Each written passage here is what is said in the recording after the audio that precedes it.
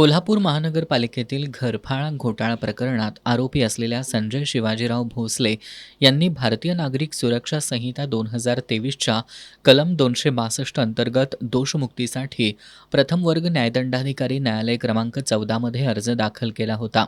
मात्र न्यायालयानं 9 जून 2026 रोजी हा अर्ज नामंजूर केला.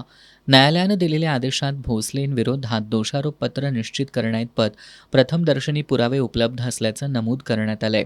तपासातील कागदपत्रे, पंचनामे, अहवाल तसंच साक्षीदारांची जबाब यांचं परीक्षण केल्यानंतर त्यांच्याविरोधात पुढं खटला चालवणं आवश्यक असल्याचं न्यायालयानं स्पष्ट केलंय.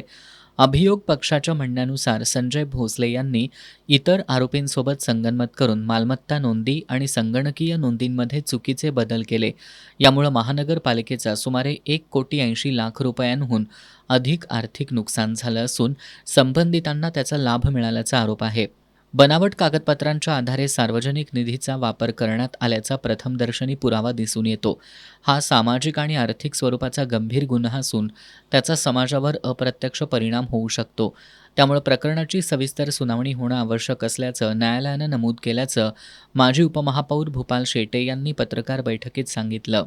न्यायालयानं दोषमुक्तीचा अर्ज फेटाळला म्हणजे प्रथमदर्शनी गुन्हा सिद्ध होतो. अशा व्यक्तीला वर्कशॉप इन्चार्जसारख्या महत्त्वाच्या पदावर ठेवणं योग्य नाही. महापालिका आयुक्तांनी संजय भोसले यांना तात्काळ निलंबित करून प्रशासकीय कारवाई करावी अशी मागणी माजी उपमहापौर भूपाल शेटे यांनी केली आहे. घरफाळा घोटाळ्यातील फिर्यादीचा आरोपी झालेला मी हायकोर्टामध्ये त्याच्याविषयी रिट पिटिशन दाखल करून त्याला आरोपी केलेला आणि सध्या आरोपी असलेला संजय शिवाजीराव भोसले भारतीय सुरक्षा संहिता 2023 कलम 262 नुसार माननीय न्यायालयामध्ये त्यानं मला दोषमुक्त करा म्हणून दावा दाखल केलेला.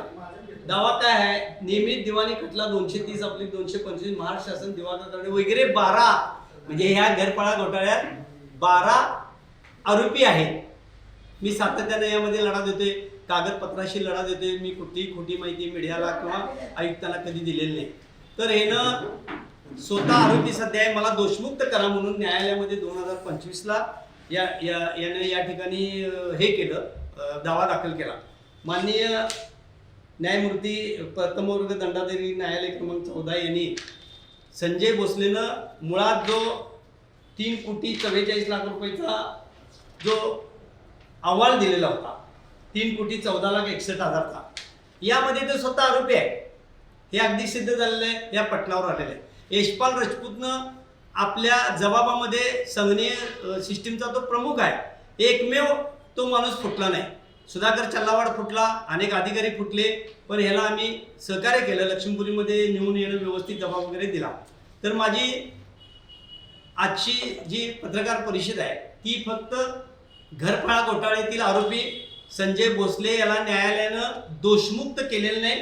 9 ऑर्डर दिलेला आहे. त्याला ताबडतोब आयुक्तांनी आजच्या निलंबित करावं आणि फौजदारी गुन्हा दाखल करावा अशी या ठिकाणी मी मागणी केलेली आहे. दरम्यान न्यायालयानं संजय भोसले यांचा दोषमुक्तीचा अर्ज फेटाळल्यामुळं माजी उपमहापौर भूपाल शेटे यांनी केलेल्या मागणीवर आयुक्त राजेंद्र भारुड काय निर्णय घेत आहेत हे पाहावं लागेल.